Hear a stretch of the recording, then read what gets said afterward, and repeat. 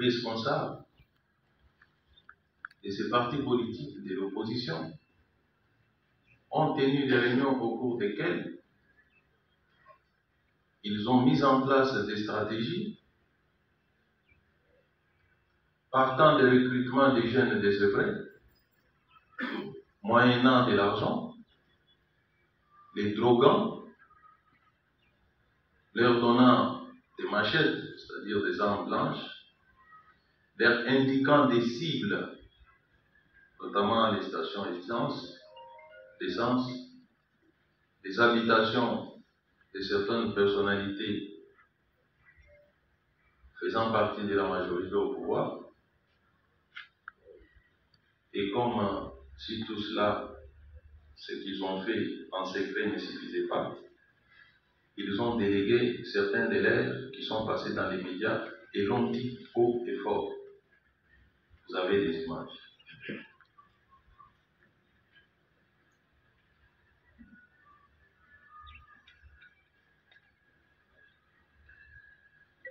Face à cette situation,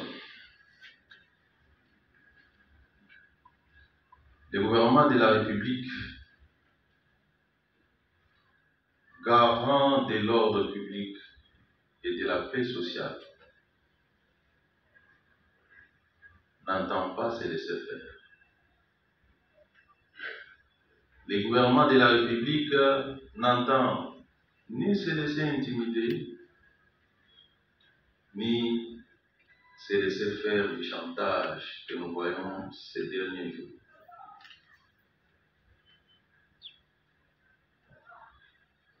Ce chantage consiste à dire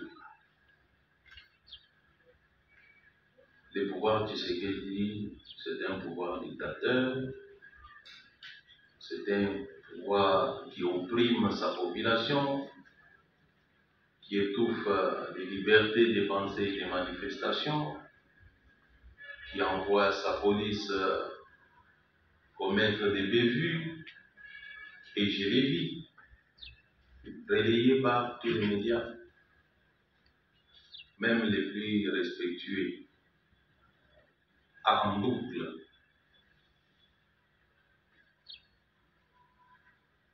Et ce qui est à déplorer dans cette campagne médiatique, c'est que certains professionnels des médias ont perdu le sens de l'équilibre dans la diffusion des informations. Ils n'ont montré que des bévues qui restent condamnables, commises par certains éléments de la police. C'est le cas de ce jeune homme de 12 ans que j'ai été visiter avec les chefs de l'État, lequel jeune homme a été vu sur la scène de violence comme acteur. Vous avez des images, qui a été appréhendé par la police, bon, certains éléments de la police, mais qui se sont mal comportés, compte tenu de l'âge de l'enfant, quels que soient les crimes qu'il aurait fait, cet enfant n'a pas mérité le traitement qui lui a été infligé. L'ordre a été immédiatement donné pour que les auteurs de ces forfaits soient arrêtés et déférés devant la justice, ce qui est fait. Et les images existent. Les médias, certains médias, tendancieux au pays comme en international, n'ont pas relevé cet aspect des choses que le gouvernement de la République a condamné, le comportement de ces éléments de la police, mais on a montré que le côté négatif. Non seulement que le chef de l'État a rendu visite à ce jeune homme,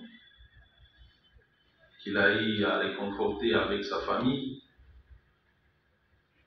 mais il a également été visiter les éléments de la police, blessés grièvement. Ces médias-là n'en ont pas fait état. puisque cela va contredire des contre-vérités qu'ils ont débitées en boucle sur leur chaîne. C'est vrai qu'il y a eu violence. C'est vrai qu'on a violenté certains manifestants. Mais c'est aussi vrai que les manifestants ont violenté les forces de l'ordre.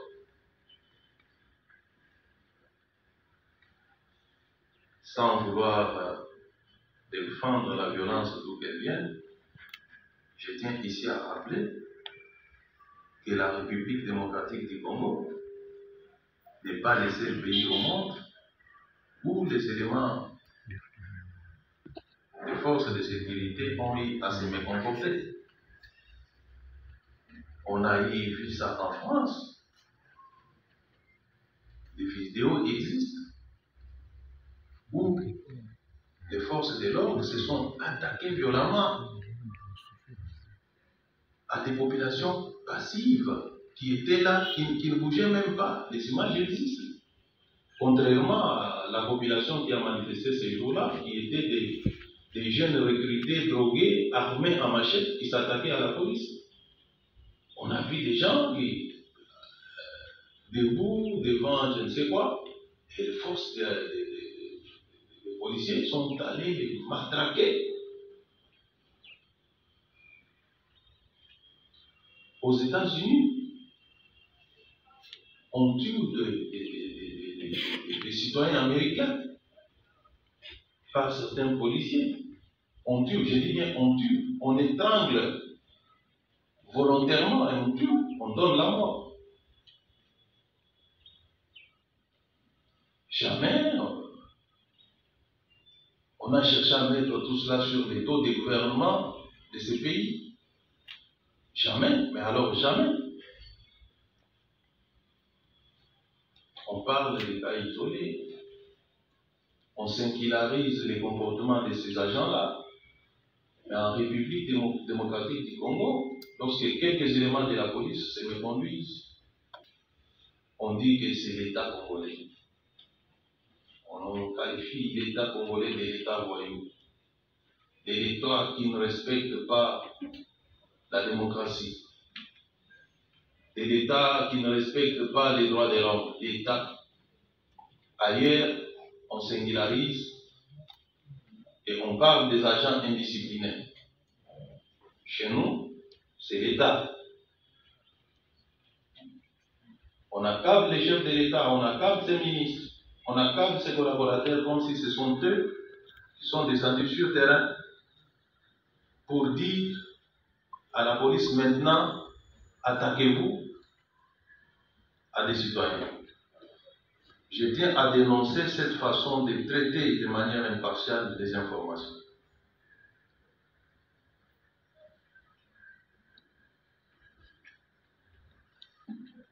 Le maître mot, c'est que le gouvernement congolais ne cédera pas chaque fois qu'il s'agira de maintenir l'ordre public dans ce pays, parce que le maintien de l'ordre public, c'est un devoir sacré pour tout gouvernement. On ne laissera personne, mais alors personne semer la désolation et la mort dans nos populations au nom de sa liberté d'opinion ou de ses convictions politiques. On ne laissera personne le faire. Je veux que cela soit retenu de tous. Parce que c'est ce qui se fait par tout le monde. Jamais un État n'a laissé des bandits venir saccager les habitations des gens, s'attaquer à des paisibles citoyens. Il y a une journaliste que le chef de l'État a visité qui a été attaquée par des manifestants au motif qu'elle serait proche du pouvoir. Mais j'ai vu dans les reportages de certaines chaînes internationales, on a présenté cette journaliste que moi,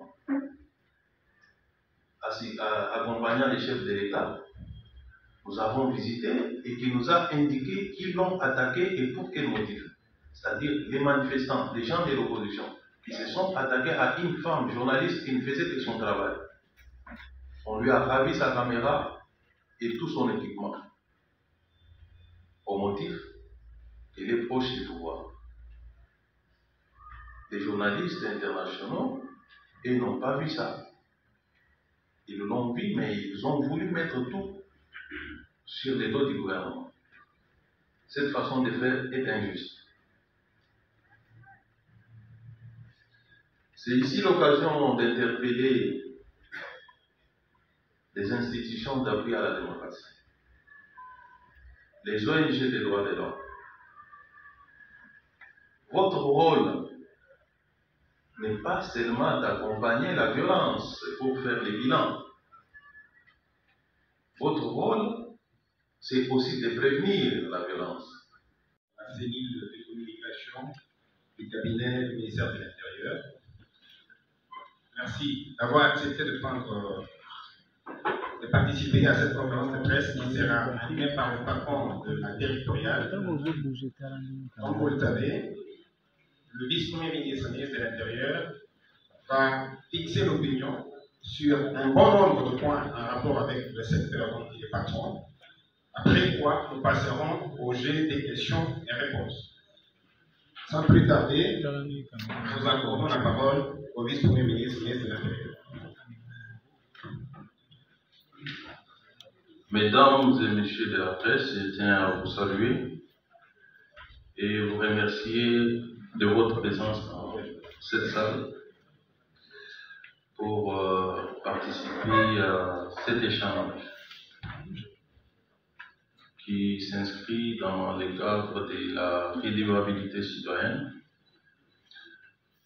Nommé vice-premier ministre, ministre de l'Intérieur, de la Sécurité et des Affaires coutumières, je vais instaurer un système de communication régulière pour communiquer à vous de la presse, mais à travers vous, le peuple congolais, de ce que j'ai fait ou ce qui se passe dans mon secteur. Aujourd'hui, je vais faire des points sur la situation sécuritaire et sur les enjeux politiques de l'ère dans notre pays. Mon exposé comprendra 3 points comme vous pouvez les deviner. Je vais sommairement donner la situation sécuritaire du pays et les mesures préconisées par le gouvernement de la République dans les domaines. Je vais brosser les enjeux politiques de l'ère et puis je donnerai une conclusion. S'agissant de la situation sécuritaire dans notre pays, nul n'ignore que notre pays est occupé dans sa partie est. Quelques-uns de nos territoires sont occupés par l'armée rwandaise sous couvert du mouvement terroriste dit M23. Cette situation a engendré beaucoup de morts, beaucoup de violations des droits de l'homme,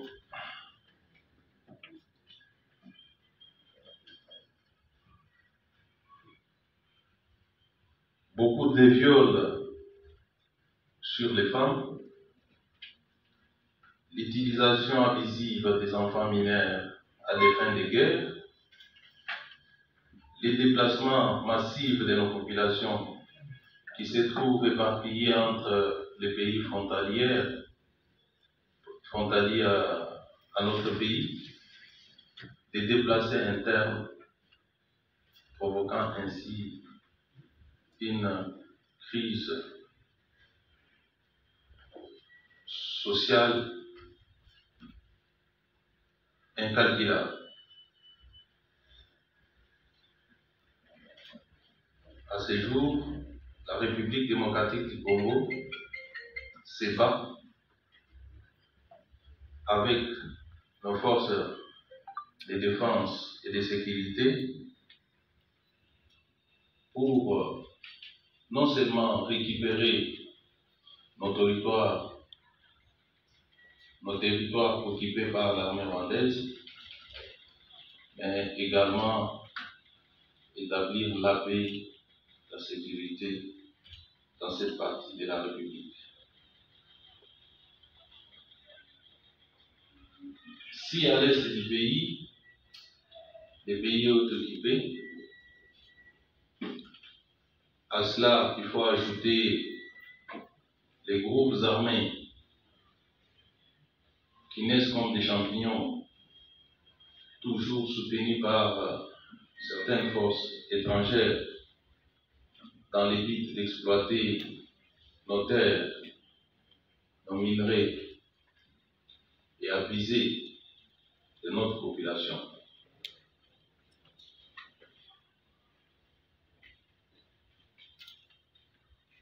Cette situation d'insécurité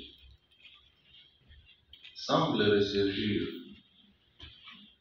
dans la partie ouest où nous sommes aujourd'hui. L'insécurité à l'ouest du pays est effective avec le phénomène Mokondo qui a connu sa naissance à Kwamut dans la province de Maïndombe. Ce phénomène s'est étendu dans la ville de Kinshasa et particulièrement dans la commune de Maluku. Elle s'est étendue dans le Congo ainsi que dans le Congo central. Je pense que tout le monde sait ce qu'on appelle Mokondo. Ce sont des jeunes gens qui sont initiés, qui pensent qu'ils sont invulnérables à des balles. Ces gens s'attaquent à tout ce qui est symbole de l'État.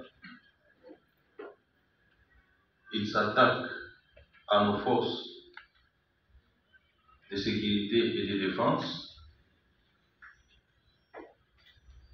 Ces gens tuent la population civile, incendient des villages entiers et à la base, il y a un conflit à la fois des terres, mais aussi coutumier. Les renseignements à notre disposition indiquent l'implication de certaines personnalités politiques et notabilités qui entretiennent ce conflit, je vous l'ai dit, qui intoxique des populations, qui les incite à massacrer les autres, croyant ainsi fragiliser les institutions de l'État et saboter l'autorité de l'État. Ces hommes politiques se recrutent dans certains partis politiques qui siègent au Parlement.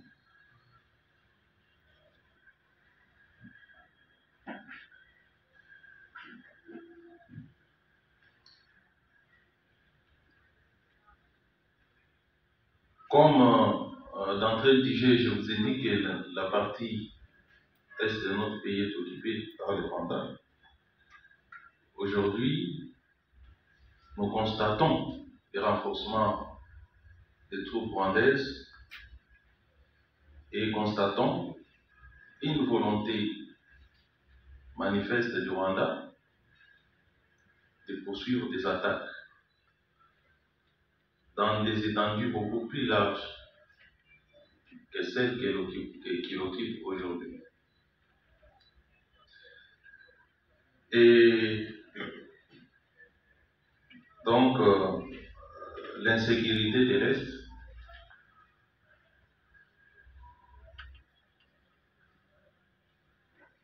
s'étend vers l'ouest, comme je l'ai dit, avec l'accompagnement des hommes politiques.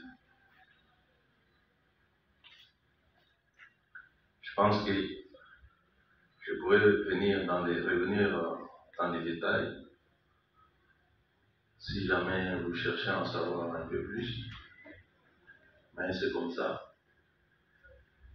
Et la situation sécuritaire, j'ai oublié de mentionner ce qui se passe dans la province de la Chopo, qui a des ressemblances avec ce qui se passe à Kwamut, puisqu'à l'origine, les gens se disputent des terres, lesquelles terres sont vendues à certains hommes politiques, des grandes étendues de terres vendues à des privés, empêchant ainsi la population qui vit des champs d'exploiter leurs terres. Et cela à dessein pour provoquer la crise que nous sommes en train de connaître. Sur le plan politique,